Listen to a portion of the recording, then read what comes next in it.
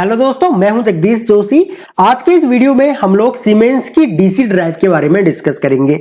हम लोग इंडस्ट्री में एसी ड्राइव, डीसी ड्राइव और वीएफडीज को यूज करते हैं अपनी मोटर्स को कंट्रोल करने के लिए। ओके, जो हमारी 3 फेज की इंडक्शन मोटर्स होती हैं, हम लोग अपने जो स्पेशल मोटर होती है यानी कि 220 वोल्ट 3 फेज में, उनके लिए भी वीएफडी यूज करते हैं। और 3 फेज की जो इंडक्शन मोटर होती है जो 415 वोल्ट पे काम करती है, उनके लिए भी हम लोग वीएफडी को यूज करते हैं। वीएफडी को यूज करने का मेन पर्पस होता है कि हम लोग अपनी मोटर को, उसकी स्पीड को हम लोग कंट्रोल कर सके। और बाकी अगर आप लोगों को फॉरवर्ड, रिवर्स, वेरिएबल स्पीड, इस तरीके का अगर कुछ अपनी 3 फेज की इंडक्शन मोटर के साथ में करना है तो आप लोग वीएफडी यूज कर सकते हो। सेम इसी तरीके से जो हम लोगों के सर्वो होती है या फिर जो हमारे स्टेपर मोटर्स होते हैं या डीसी मोटर होती है, जो हाई रेटिंग की डीसी मोटर्स होती है, उनके लिए भी हम लोगों को एक स्पेशल ड्राइव चाहिए होती है उनको ऑपरेट करने के लिए, उनको कंट्रोल करने के लिए। ठीक है, सेम यहाँ पे डीसी ड्राइव हम लोग डीसी मोटर को कंट्रोल करने के लिए यूज करते हैं। यहाँ पे सीमेंस की मेरे पास ये ड्राइव है, और जो सीमेंस का जो मॉडल मैं भी यहाँ पे दिखाने वाला हूं आप लोगों को, ये मॉडल आप लोगों को 15 एम्पियर से लेकर के और 1680 एम्पियर तक के यहाँ पे ड्राइव्स आप लोगों को मिल जाएंगे। अब ये जो ड्राइव होती है ना, ये पूरे पैनल के साथ में आती है। ठीक है, यहाँ पे ड्राइव तो वैसे ये है, लेकिन इसके साथ में पूरा सेटअप ही रहता है। आगे चल करके आप लोगों को वो देखने को मिलेगा। और ये लेक्चर देखने के बाद आप लोगों को ये भी आइडिया लगेगा कि जो अक्सर मैं बोलता रहता हूं आप लोगों को कि भाई ऑटोकैड इलेक्ट्रिकल आपको सभी को सीखना चाहिए। वो क्यों सीखना चाहिए वो आगे जाकर के आप लोगों को पता लगेगा। और उसके अलावा अगर आप लोग RLC, PLC, VFD, HMI, AutoCAD electrical, SCADA बिल्कुल बेसिक टू एडवांस अगर सीखना चाहते हो, बिल्कुल जीरो लेवल से अगर आप लोग सीखना चाहते हो, तो आप लोग कोर्सेज भी ज्वाइन कर सकते हो। लिंक आपको मिल जाएंगे वीडियो के नीचे डिस्क्रिप्शन में। तो यहां पे देखो, यहां पे मेरे पास 2 डायग्राम है। ओके, एक है मेरे पास यहां पे स्कीमेटिक डायग्राम, इसको हम लोग बोलते हैं स्कीमेटिक डायग्राम, और ये होता है हम लोगों का पैनल डायग्राम। और ये दोनों ही डायग्राम हम लोग बनाते हैं ऑटोकैड इलेक्ट्रिकल में। ठीक है, ये जो यहाँ पे पैनल डायग्राम है और ये जो यहाँ पे स्कीमेटिक डायग्राम है, ये यहाँ पे दिखाया हुआ है। देखो, ये जो है ना हम लोगों का पैनल, ओके, ये तो हो गया कि भाई कंपोनेंट्स इंसर्ट करने के बाद हमारा पैनल किस तरीके से दिखेगा। ठीक है, ये जो है ये बड़ा पैनल है।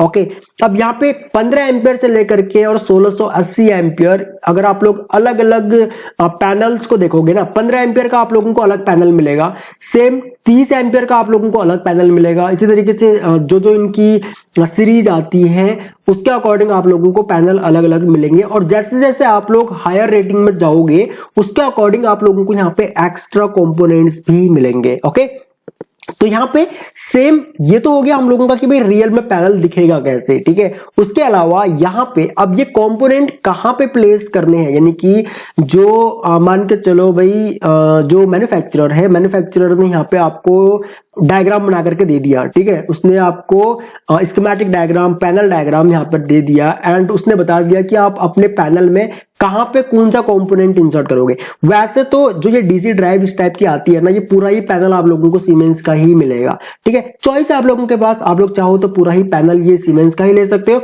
अदरवाइज आप लोग सिर्फ ड्राइव ले सकते हो। ठीक है, ये आपका डीसी ड्राइव पैनल होगा। ओके, एंड आप लोग चाहो तो ये जो कंपोनेंट्स है, अलग से जो कंपोनेंट्स लगाने हैं वो आप लोग अलग से भी लगा सकते हो, और आप लोगों को दिख भी जाएगा। कई बार क्या काम किया जाता है कि अलग से ही असेंबल कर लिए जाते हैं। ठीक है, अब यहाँ पे जो मैन्युफैक्चरर है उसने दिया हुआ है कि भाई हमको क्या चीज कहां पे लगानी है, जैसे कंट्रोल ट्रांसफार्मर कहां पे लगाना है, फ्यूज कहां पे लगाना है, कॉन्टैक्टर कहां पे लगाना है, टर्मिनल्स कहां पे लगाने हैं। ठीक है, यहाँ पे देखो power terminal L1, L2, L3 and A1, A2। ठीक है, ये कॉइल के टर्मिनल्स होंगे, ये ग्राउंड के टर्मिनल है, वो कहां पे होंगे ये यहाँ पे दिया हुआ है। ठीक है, टर्मिनल्स होते हैं, टर्मिनल्स 80 और यहाँ पे 92 ये यहाँ पे डायग्राम में आप लोगों को दिखेंगे। एंड उसके बाद माउंटिंग होल्स होंगे। ठीक है, ये आपका सीमेंस की ये ड्राइव होगी आप लोगों की। तो ये सब चीजें हम लोग करते हैं ऑटोकैड इलेक्ट्रिकल में जब हम लोग एक पैनल को डिजाइन कर रहे होते हैं। ये है हम लोगों का यहाँ पे स्कीमेटिक।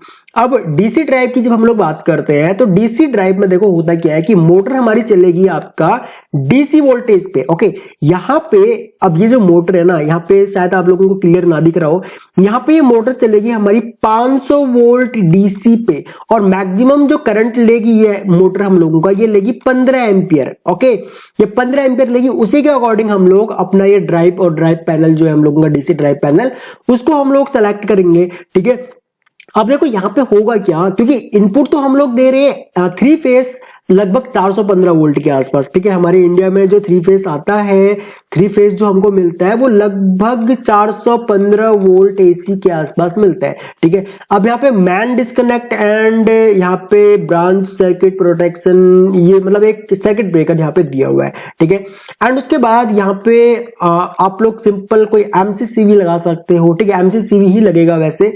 ठीक है, तो यहाँ पे मैन एमसीसीवी रहेगा। अगर 15 एम्पियर मान के चलो आपका लो रेटिंग का कोई डीसी ड्राइव है तो आप लोग एमसीवी भी लगा सकते हो, लेकिन मैन पैनल्स में ज्यादातर आप लोगों को यहाँ पे एमसीसीवी मिलेगा।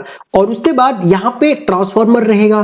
ठीक है, ट्रांसफार्मर किस लिए रहता है? ट्रांसफार्मर को हम लोग कई बार यूज करते हैं अपना वोल्टेज को स्टेप अप करने के लिए, स्टेप डाउन करने के लिए, या फिर जो वोल्टेज पीछे से आ रहा है उस वोल्टेज को एक कांस्टेंट वोल्टेज रखने के लिए।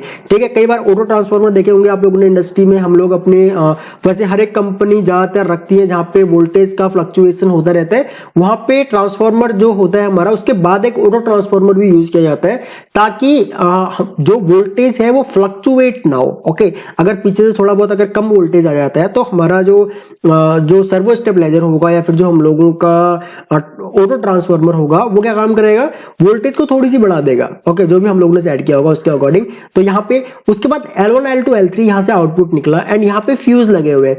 ठीक है, ये 3 फ्यूज लगे हुए हैं, 25 एम्पियर 700 वोल्ट के फ्यूज है ये। ठीक है, यहाँ पे 25 एम्पियर 700 वोल्ट के फ्यूज दिए हुए। इन केस अगर ये खराब हो जाते हैं, डैमेज हो जाते हैं और इनके ऊपर जो रेटिंग लिखी हुई है अगर वो भी नहीं मिलती है तो सिंपली आप लोग मैनुअल उठा करके और मैनुअल में देख सकते हो कि भाई यहाँ पे जो फ्यूज लगे हुए हैं वो कितने एम्पियर के और किस रेटिंग के। ठीक है, उसके बाद यहाँ पे ये आपका एक कॉन्टैक्टर लगा हुआ है। ठीक है, कॉन्टैक्टर का यहाँ पे एनो यहाँ पे टर्मिनल्स दिए हुए हैं। उसके बाद यहाँ पे एक कंट्रोल ट्रांसफार्मर लगा हुआ है।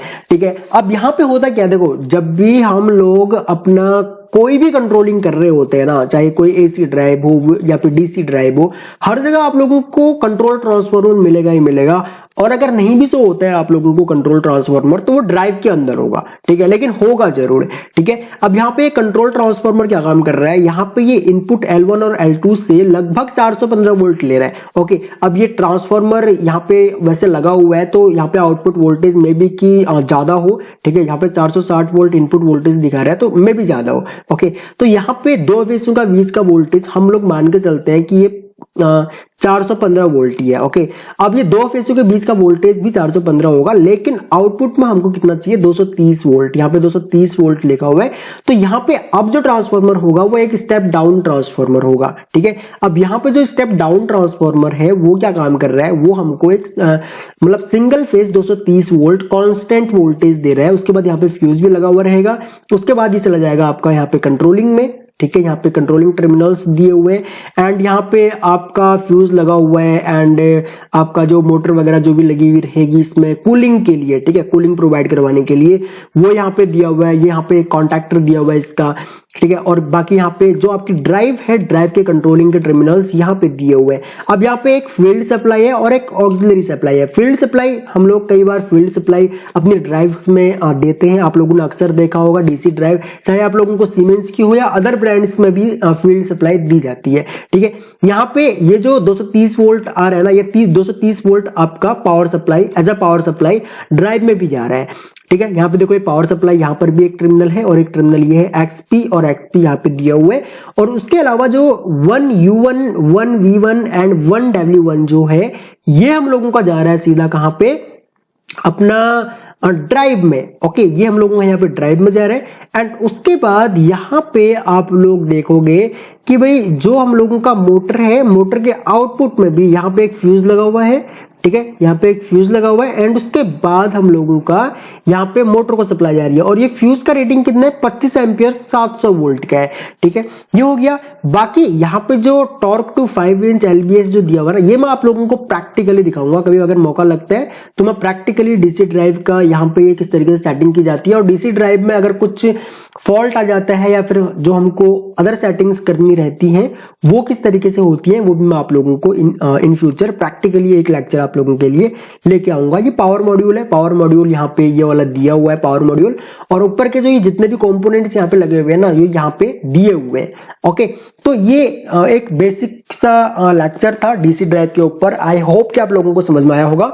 बाकी अगर कोई भी डाउट हो आप लोगों का, किसी भी टॉपिक से रिलेटेड कोई भी डाउट हो ऑटोमेशन में, तो आप लोग वीडियो के नीचे कमेंट कर सकते हो, और अगला वीडियो आप लोगों को किस टॉपिक पे चाहिए वो भी आप लोग मुझे वीडियो के नीचे कमेंट करके बता सकते हो। सो इस वीडियो लेक्चर में इतना ही गाइस, थैंक्स फॉर वॉचिंग। मिलते हैं अपने नेक्स्ट वीडियो लेक्चर में।